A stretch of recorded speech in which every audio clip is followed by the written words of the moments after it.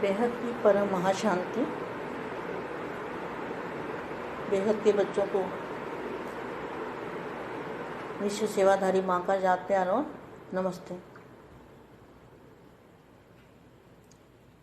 सबसे पहले हम दादाजी से कनेक्शन जोड़ेंगे, बेहद की शक्तियाँ ग्रहण करेंगे आत्मा में, आत्मा और परमात्मा का कनेक्शन जोड़ेंगे, रचयिता और रचना का कनेक्शन जोड़ेंगे, तब हमारे अंदर पावर आएगी।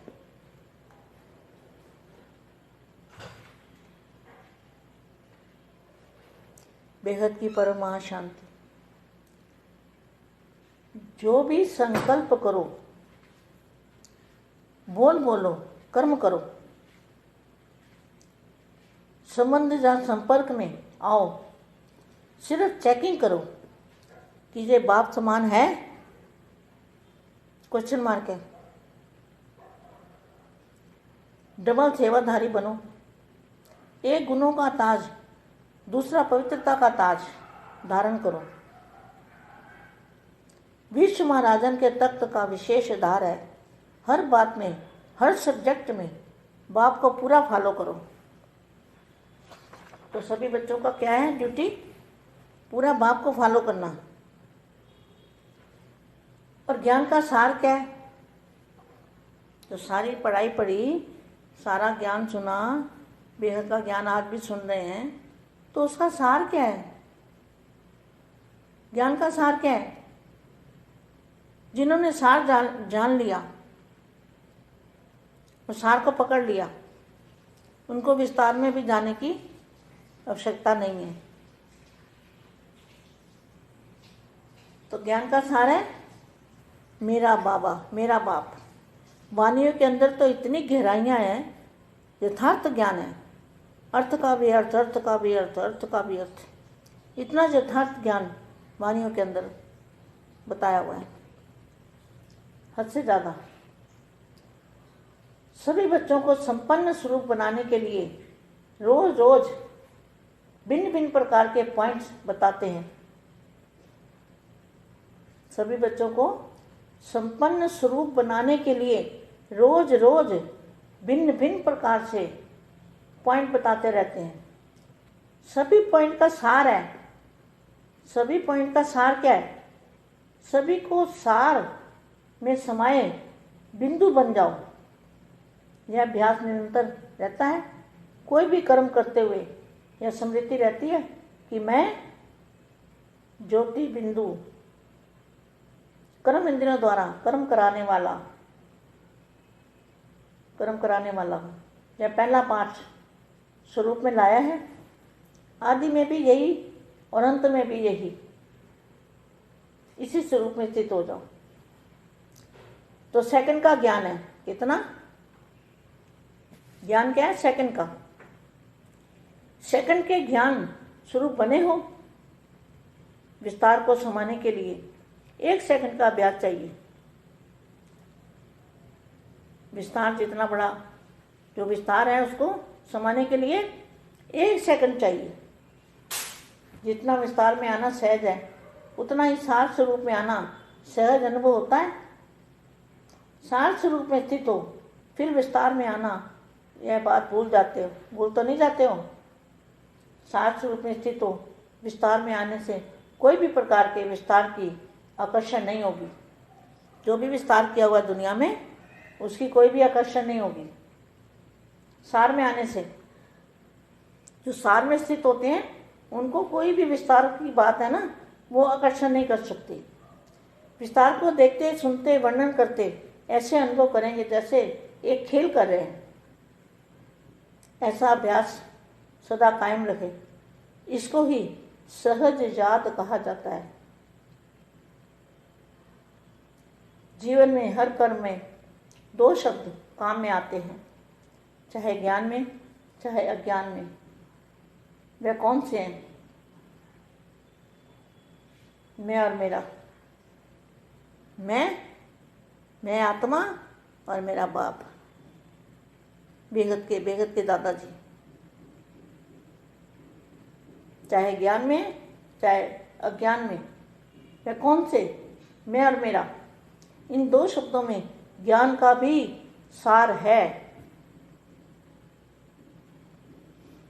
मैं श्रेष्ठ आत्मा हूँ, मेरा बाबा, इसमें सब आ जाता है। मेरा बाबा अर्थात मेरा वर्षा हो गया। मेरा बाबा कहा तो बाप की जो भी ज्ञान है, जो भी बाप के पास है, सब मेरा हो गया, सब कुछ मेरा। एक मेरा कहने से, बाप का बनने से, बाप को अपना बनाने से, बाप और आप बनने से, एक बाप दूसरा न कोई, मेरा बाबा, इसमें सब कुछ आ जाता है।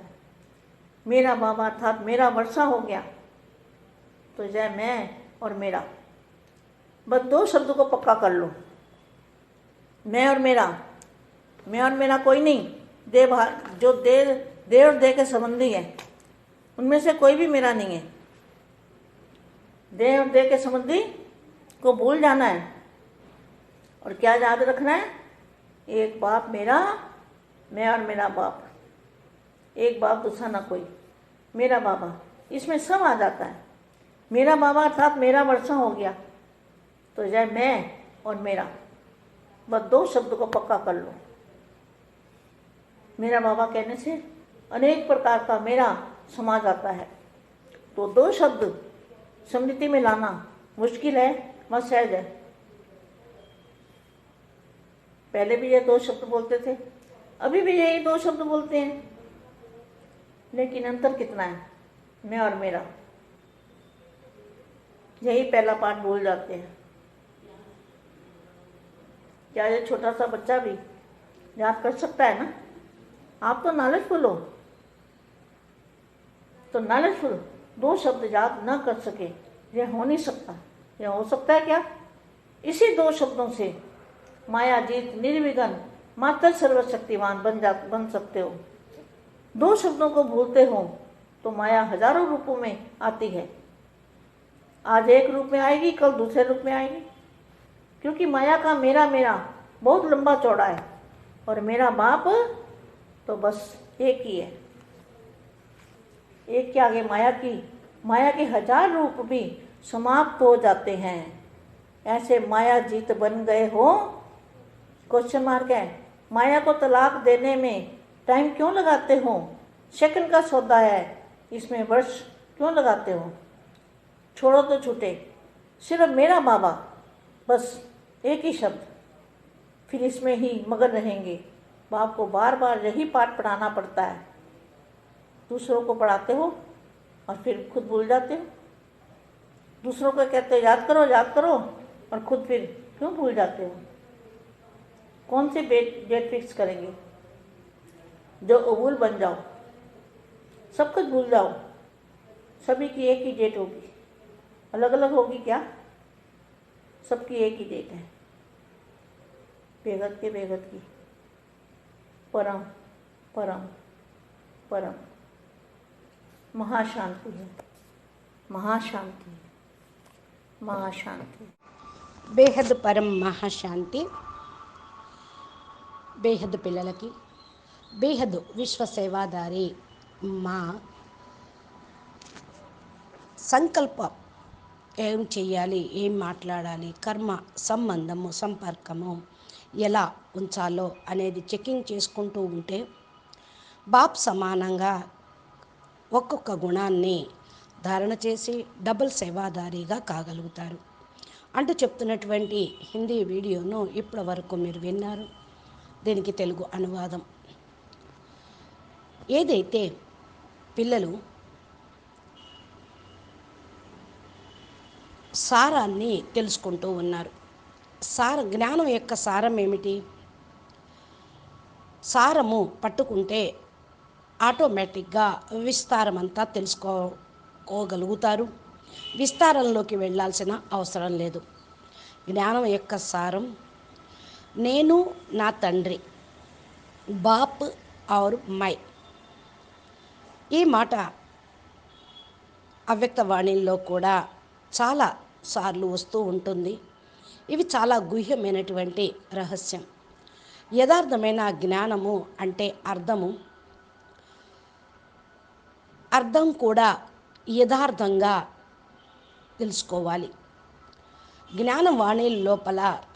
జ్ఞానము అవ్యక్తవాణి లోపల చెప్పడం జరిగింది. అయితే హద్దులో అర్థం చేసుకునే వాళ్ళు హద్దులో అర్థం చేసుకుంటారు, బేహద్దులో అర్థం చేసుకునే వాళ్ళు బేహద్దులో అర్థం చేసుకుంటారు. మనమైతే హద్దు నుండి బేహద్దులోకి వెళ్ళాలి.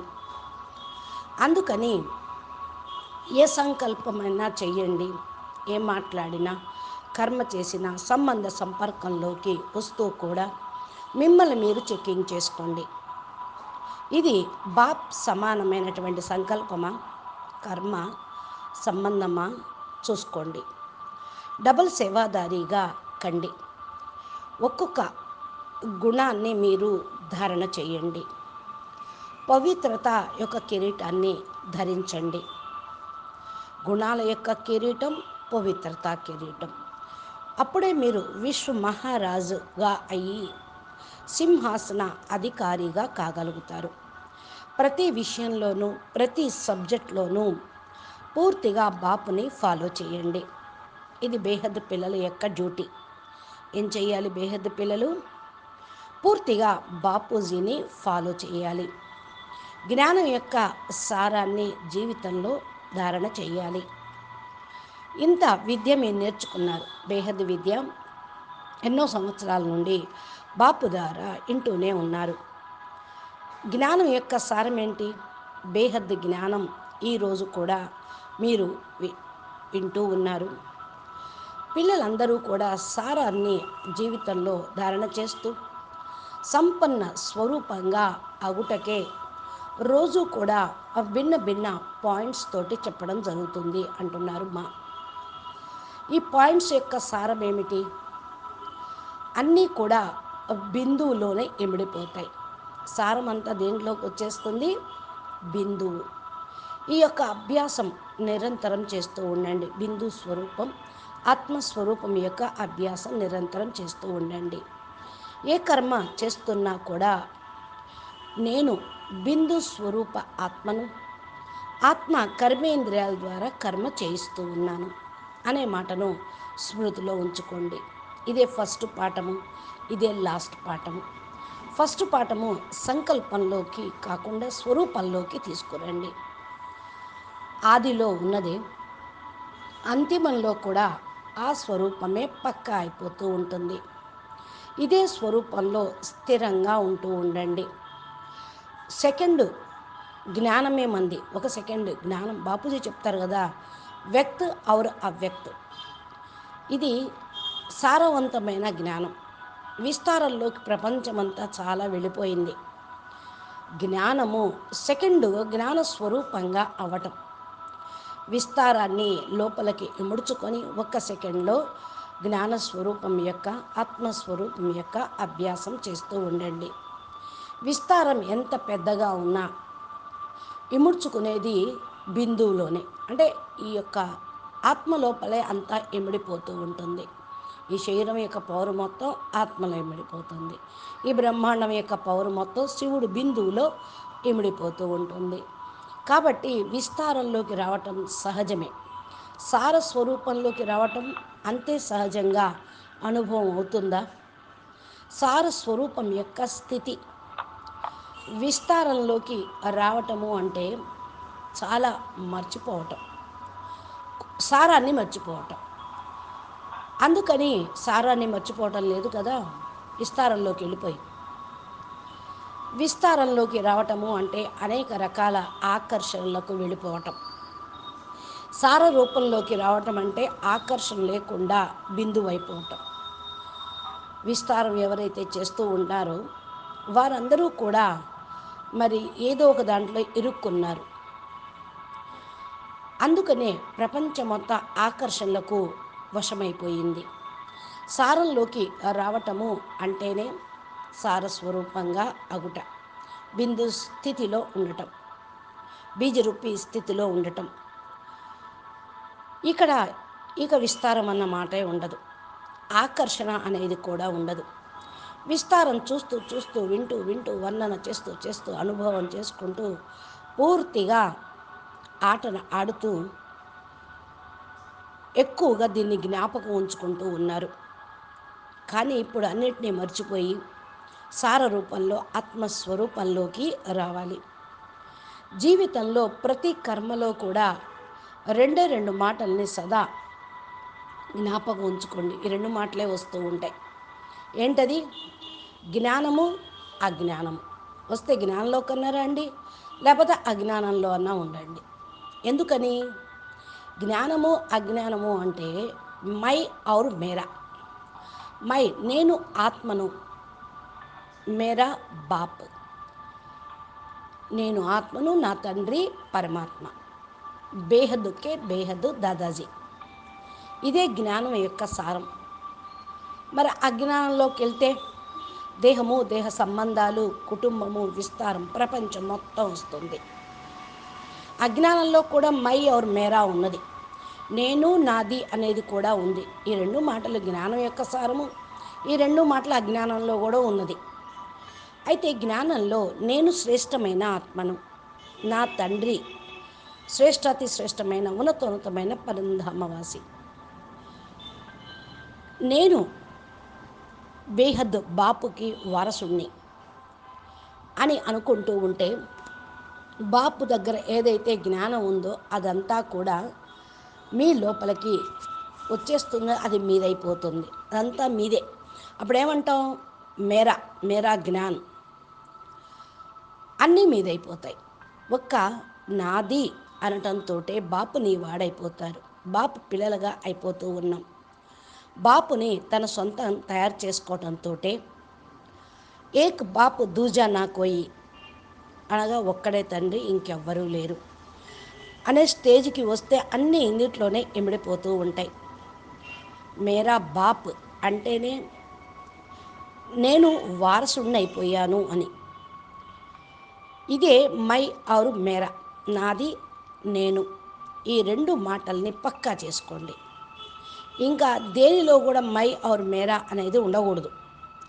దేహము, దేహ సంబంధీకులు, దీనిలో మేరా మేరా అనకండి. నాది, నా వాళ్ళు, నా వాళ్ళు, నా వాళ్ళు, నా వాళ్ళు అనకండి.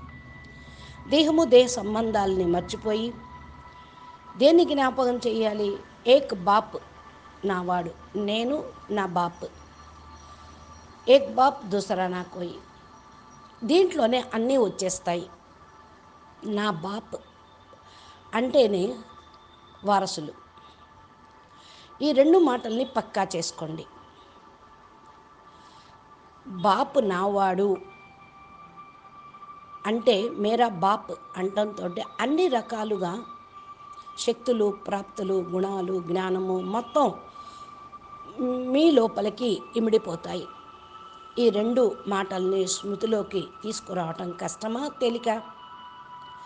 ఫస్ట్ ఈ రెండు మాటల్ని ఆలోచించుకోండి.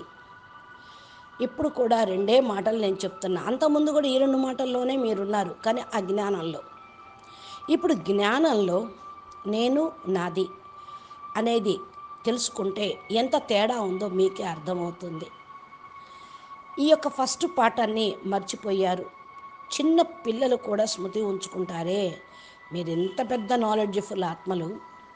ఈ నాలెడ్జ్ఫుల్ శబ్దాన్ని స్మృతిలో ఉంచుకోండి. ఇది స్వతంత్రం తయారుగా అయ్యేది. ఈ రెండు మాటల్ని మాయా జీత్ నిర్విఘ్నంగా మాస్టర్ సర్వశక్తివాన్గా తయారు చేస్తుంది. ఈ రెండు మాటలు మర్చిపోతారో మాయ యొక్క 1000 రూపాల్లో పలకి మీరు ఇరుక్కుపోతూ ఉంటారు. మాయ వేల రూపాల్లో, లక్షల రూపాల్లో వస్తూ ఉంటుంది. ఇప్పుడు ఒక రూపంలోకి వస్తే రేపు ఇంకో రూపంలో వస్తుంది, తర్వాత మూడో రూపంలో వస్తుంది. ఇక మాయ యొక్క నాది నాది అనేది చాలా ఇంత పొడుగు గీతల్లాగా సాగిపోతూనే ఉంటుంది. ఇంత సాగిపోతూ ఉంటుంది. నాకు ఒక్కడే బాప్, ఇంకెవరూ లేరు అనుకుంటే ఇంకా క్యూ లేదు, పొడవు లేదు. మాయ 1000 రూపాలు కూడా సమాప్తం అవుతాయి. ఎన్ని రూపాల్లో మాయ వచ్చినా సమాప్తం అవ్వటమే. మాయా జీతుగా అయిపోతారు. మాయకు విడాకులు ఇచ్చేసేయండి. విడాకులు ఇవ్వటానికి టైం పడుతుందా ఏంటి? సెకండ్లో ఇచ్చేసేయండి. ఎన్నో సంవత్సరాలు సాగదీయకండి. ఎందుకంటే చోడోతో చూటే, మీరు వదిలేస్తే అవి తప్పకుండా వదిలిపోతాయి. కేవలం బాపు నావాడు అనుకుంటే ఒకే ఒక్క శబ్దాన్ని మీరు స్మృతిలో ఉంచుకుంటే అన్నిట్లో కూడా ఇదే వస్తూ ఉంది. బాపు మాటి మాటికి కూడా ఈ పాఠాన్ని చదివిస్తూనే ఉన్నారు. ఇతరులకు కూడా మీరు చదివించండి. ఇతరులకు చదివిస్తుంటారు, ఇతరులకు చెప్తుంటారు, కానీ స్వయం మీరు మర్చిపోతున్నారు. ఇతరులకు చెప్తారు, స్మృతి చేయండి, జ్ఞాపకం చేయండి, యోగం చేయండి, స్వయం మీరు మర్చిపోతూ ఉన్నారు. ఏ డేటు ఫిక్స్ చేసుకోండి, మీరు మర్చిపోకుండా స్థిరంగా ఉండండి. అన్నిటినీ, స్థూలమైన వాటిని, సంబంధాలను, దేహాన్ని మర్చిపోండి. ఒక్క బాపుని జ్ఞాపం చేయండి. అప్పుడు మై ఔర్ మేరా ఇదే పక్కాగా అయిపోతుంది. ఇదే డేట్ మీరు పక్కా చేసుకోండి అంటున్నారు మా. అచ్చా, పరమ శాంతి. నమస్తే, ధన్యవాదాలు. 2 నిమిషాలు దాదాజీతోటి కనెక్షన్ జోడించండి. మీరు విన్నదంతా కూడా స్మృతిలో పెట్టుకొని ఏక్ బాప్ దుజానా కోయి అనేటువంటి స్టేజ్లోకి వస్తూ ఉంటే బాపు దగ్గర నుంచి శక్తులు మీ దగ్గరికి వస్తాయి, మీ ఆత్మ లోపలికి. ఇదే ఆత్మ పరమాత్మల యొక్క కనెక్షన్, రచయిత మరియు రచన యొక్క కనెక్షన్. దీని లోపలే పవర్ ఉంది. నేను బేహద్ దాదాజీ యొక్క సంతానమును. నేను బేహద్ పరంపిత యొక్క వారసుణ్ణి. నేను ఆత్మ, నా తండ్రి పరమాత్మ. నేను స్థూలమైనవి అన్నీ మర్చిపోయి బేహద్ బాపుని స్మృతి చేస్తూ బేహద్కే బేహద్ పరంధామంలోని బేహద్ పవర్ని, బాపు దగ్గర ఉన్న అలౌకిక బేహద్ శక్తులను నా లోపల ధారణ చేస్తూ ఉన్నా. నా ఆత్మలో పవర్ని ఛార్జ్ చేసుకుంటూ ఉన్నాను. ఏక్ బాప్ దూజానా కోయి, ఏక్ బాప్ దూజానా కోయి. ఈ యొక్క సార రూపంలో, బిందు స్వరూపంలో నేను స్థిరంగా ఉన్నాను. परम परम परम महाशांति है, महाशांति है, महाशांति है, महाशांति है.